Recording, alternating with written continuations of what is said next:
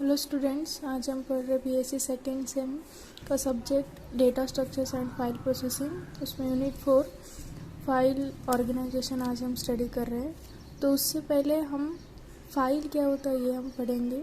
File is a collection of records related to each other. The file size is limited by the size of memory and storage medium.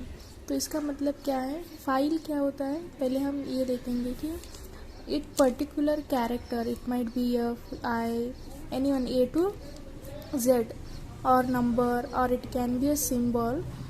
तो number of characters is nothing but a fields, a number of fields is nothing but a record, a number of records is nothing but a file. तो उस file को हम कैसे organise करते हैं ये हम इस टॉपिक में पढ़ेंगे।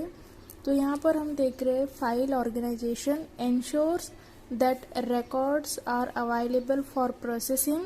It is used to determine any efficient file organization for each base relation.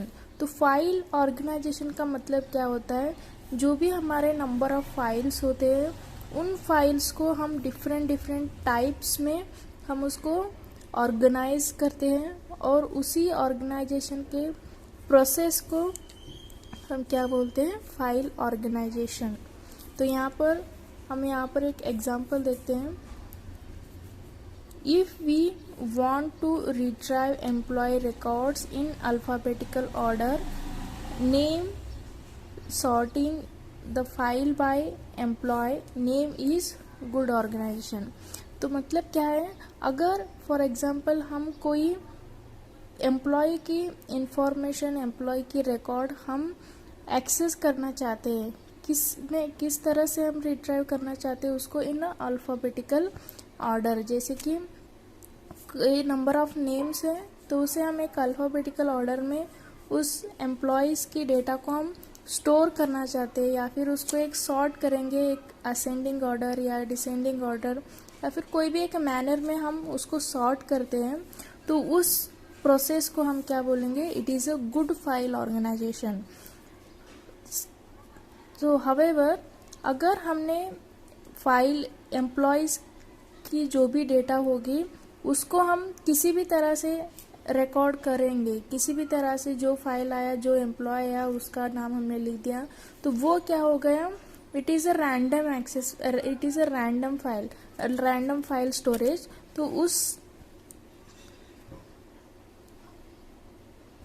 तो वो क्या हो जाएगा, it is not a good file organization. तो अब हम यहाँ पर देखेंगे मेनली हम फाइल ऑर्गेनाइजेशन को जिस तरह से हम फाइल ऑर्गेनाइज करते हैं उसमें हम देखते हैं मेनली 3 टाइप्स।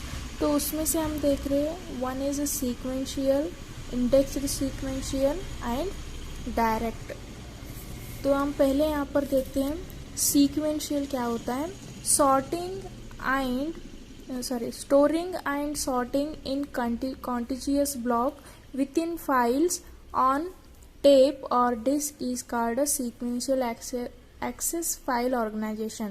तो मतलब क्या होगा, जिस किसी भी डिस्क में, जिस किसी भी टेप में या फिर कोई भी स्टोरेज में हम हमारे पर्टिकुलर फाइल्स को एक सीक्वेंस, एक सॉर्टेड वे में हम उसको रखते हैं, या फिर एक होमोजीनियस एलिमेंट में, या फिर एक कंटिन्यूस एक सीक्वेंशियल मैनर में हम उसको स्टोर करके रखते हैं, तो उसको हम क्या बोलेंगे, सीक्वेंशियल एक्सेस फाइल ऑर्गेनाइजेशन। तो यहाँ पर कुछ पॉइंट्स है सीक्वेंशियल एक्सेस के। In sequential all records are stored in a sequential order. So as it is name indicates, sequential में सभी जो फाइल रिकॉर्ड्स होंगे वो सीक्वेंशियल ऑर्डर में रहेंगे। The records are arranged in the ascending order or descending order of a key field. तो जो कोई भी रिकॉर्ड्स होंगे वो या फिर असेंडिंग ऑर्डर में होंगे या फिर डिसेंडिंग ऑर्डर में होंगे। Next point is sequential file search starts from the beginning of the file and the records can be added at the end of the file. तो यहाँ पर क्या होगा, सीक्वेंशियल में हम कोई भी फाइल्स आते हैं तो उसको हम वन बाय वन उसको रिकॉर्ड में, उसमें एक डिस्क और टेप में हम क्या करेंगे, उसको वन बाय वन उसको हम स्टोर करते हैं। तो यहाँ पर क्या होगा, आप कंटिन्यूसली कोई भी फाइल सेव कर रहे हो तो सीक्वेंशली जो स्टार्टिंग को आएगा वो सेव होएगा, और जो लास्ट में जो कोई फाइल वहाँ पर स्टोर करना ख़त्म हो गया है, तो नेक्स्ट फाइल अगर हम जब भी क्रिएट करेंगे तो लास्ट सीक्वेंशियल फाइल में जो कोई भी होगा सीक्वेंस में, उसी के नेक्स्ट में क्या होगा, दूसरा फाइल स्टोर हो जाएगा। Next, sequential file, it is not possible to add a record in the middle of the file without rewriting the file।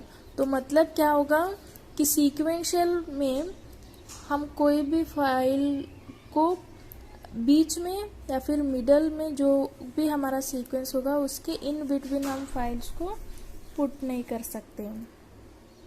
तो अब हम देखेंगे डायरेक्ट इंडेक्स्ड सीक्वेंशियल, इसके बाद देखेंगे हम। Direct access file is also known as random access और relative file organization. तो यहाँ पर डायरेक्ट क्या होता है, इसको हम रैंडम एक्सेस भी बोलेंगे और रिलेटिव फाइल ऑर्गेनाइजेशन। डायरेक्ट क्या होता है, हमारा सीक्वेंशियल फाइल ऑर्गेनाइजेशन के अपोजिट होता है। तो in direct access file all records are stored in direct access storage device, that is it is also called as a DASD। तो जो रैंडम एक्सेस फाइल होंगे वो कहाँ पर स्टोर होंगे, in a hard disk. The records are randomly placed throughout the file, और इसको हम क्या बोलेंगे, it is also called as a hashing. The file organization is useful for immediate access to large amount of information. It is used in accessing large database।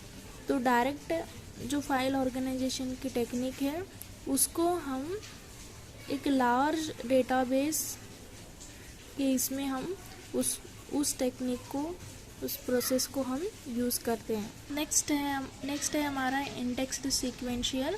Indexed sequential access file combines both sequential file and direct access file organization। तो indexed sequential file access क्या होता है, ये दोनों का combine version होता है, किसका, sequential and direct access। हम sequential में क्या करते हैं, एक सीक्वेंस मैनर में होते हैं हमारे फाइल्स, और डायरेक्ट एक्सेस में क्या होता है, एक रैंडम। तो उसमें क्या होता है रैंडम, डायरेक्ट में कि हम कोई भी फाइल को रैंडमली इंसर्ट करते हैं और रैंडमली हम उसको एक्सेस कर सकते हैं। तो ये उन दोनों का वर्जन है इंडेक्स्ड सीक्वेंशियल। तो यहाँ पर कुछ पॉइंट्स हैं। In this records are stored randomly on a direct access drive such as magnetic disk by a primary की।